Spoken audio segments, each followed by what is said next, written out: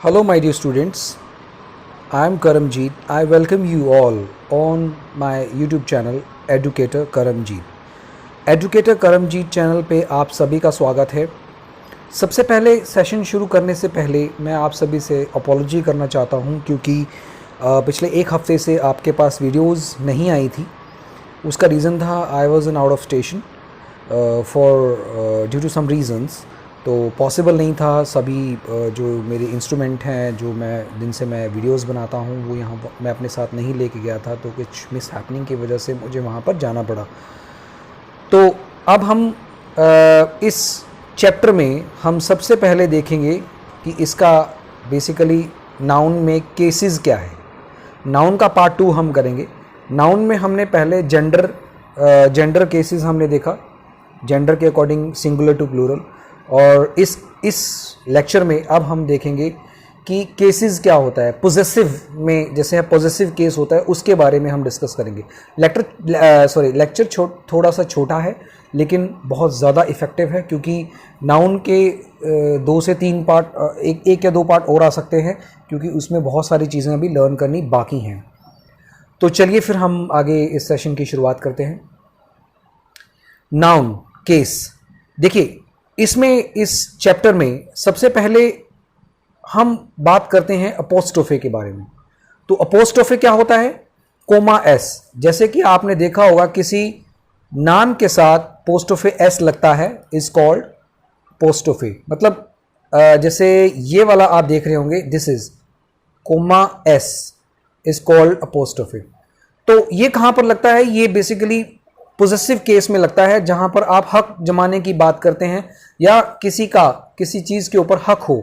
जैसे मान लीजिए अगर आपका कोई घर है तो आप क्या कहोगे? जैसे मान लो आपका नाम जितेंद्र है, तो अगर मैं ये बोलूं कि जितेंद्र का घर, तो उसके लिए हम क्या बोलेंगे? जितेंद्र's हाउस। मतलब जितेंद्र के नाम के साथ, देखिए मैं लिख देता हूं यहां पर इस तरह से। तो बेसिकली पोस्टोफे ये वाला देख रहे हैं आप, जितेंद्र's हाउस। तो जब हम इसकी बात करते हैं, दैट इज द मीनिंग का, के, की, को। ओके, का, के, की, को मतलब रिलेशन प्रकट करता है। जैसे यहां पर एक लाइन लिखी हुई है, the possessive case.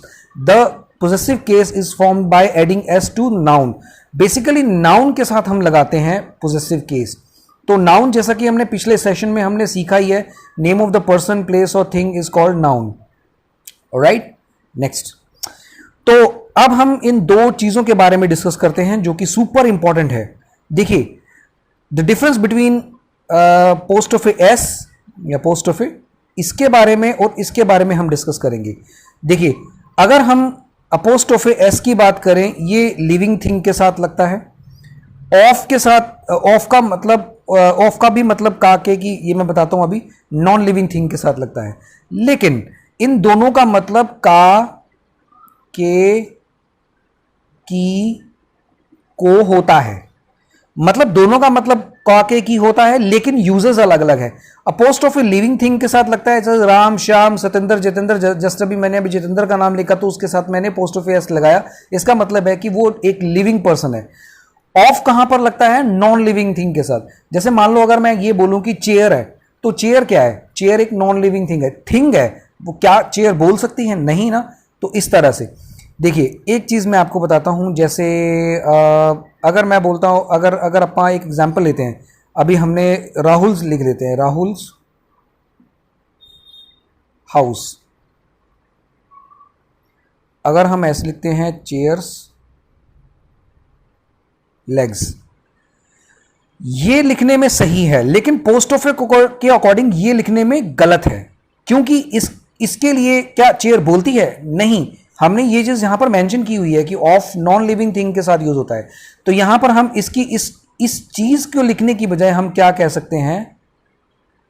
Legs of chairs. अब देखिए, हमने बोला लेग्स ऑफ चेयर, अब चेयर्स लेग लिखना गलत है, जबकि लेग्स ऑफ चेयर कहना बिल्कुल सही है। तो इसका मतलब है चेयर की लात। ऑफ के केस में हम उल्टा ऐसे बोलते हैं, चेयर की लातें। जैसे उसकी 4 टांगे होती हैं, तो उसी हिसाब से इस तरह से हम लिखते हैं, तो इसका ये डिफरेंस होता है। आई होप ये चीज़ आपको अंडरस्टैंड होगी नॉन लिविंग और लिविंग थिंग के लिए आपको चीज़ें समझ में आ गई होंगी। तो चलिए फिर हम आगे थोड़ा सा डिस्कस कर लेते हैं, आगे कुछ एक पॉइंट्स हैं उनको डिस्कस कर लेते हैं।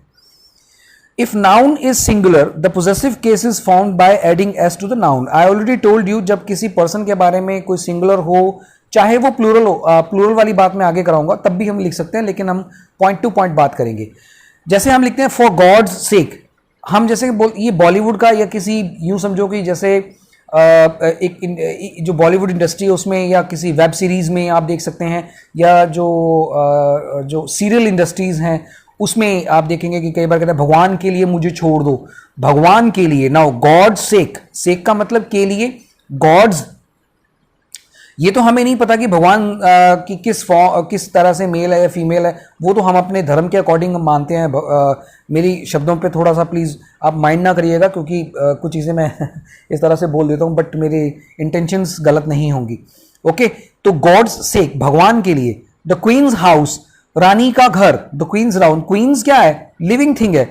Obviously we are talking about the living thing, तो क्वींस एक रानी है, तो रानी के अंदर जान तो है ना, तो लिविंग थिंग, इसीलिए हम इसके साथ एस लगाते हैं। नेक्स्ट चलते हैं। In the case of plural, आप देखिए अगर कोई पर्सन प्लूरल है, अब प्लूरल लोगों की बात करिए, अगर मान लो हम ऐसे लिखते हैं, इसका कोई मतलब नहीं है, बॉयज हाउस, इसका कोई मतलब नहीं है।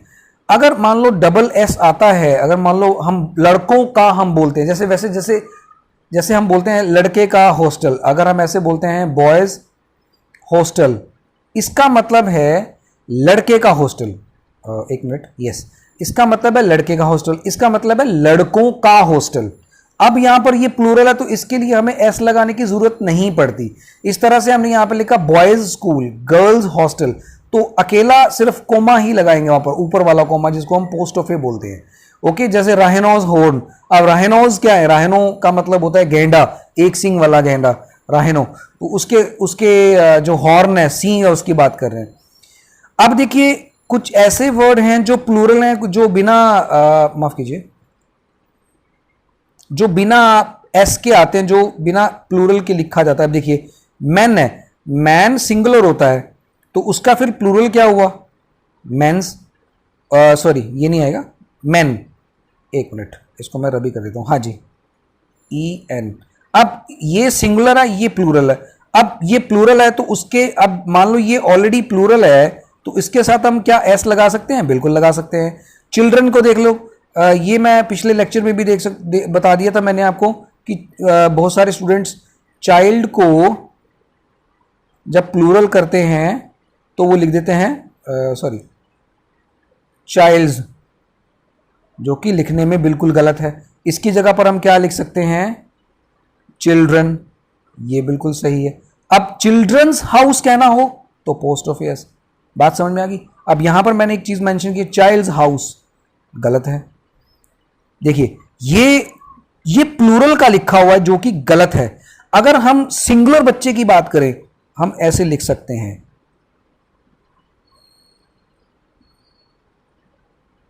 ओके, चाइल्ड्स हाउस, और यहां पर चाइल्ड्स हाउस है ना, बोलने में गलत है ना, तो चाइल्ड का प्लूरल क्या होगा? चिल्ड्रन। अगर बहुत सारे बच्चों की बात करें तो children houses.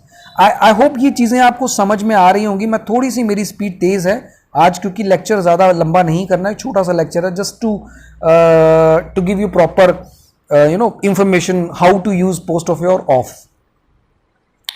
When a noun or a little title consists of several words, the possession sign is attached to only the last word. कहता कोई भी टाइटल हो, ये जैसे the king of Bhutan, the prime minister of Sri Lanka's recently, the prime minister of Sri Lanka's security, ये एक तरह से टाइटल होता है। तो टाइटल में देखिए ऑफ भी लग गया और एस भी लग गया, लेकिन भूटान के साथ हम टाइटल के अकॉर्डिंग हम कह सकते हैं, क्योंकि इसमें ऑफ क्या है? श्रीलंका का प्रधानमंत्री की बात कर रहे हैं, की सिक्योरिटी, क्योंकि यहां पर ठीक है नॉन लिविंग तो है, लेकिन ये टाइटल के साथ की बात कर रहा है, क्योंकि ये वाली पूरा वर्ड टाइटल के साथ हम पोस्ट ऑफ लगा सकते हैं, नॉन लिविंग थिंग के साथ नहीं लगा सकते।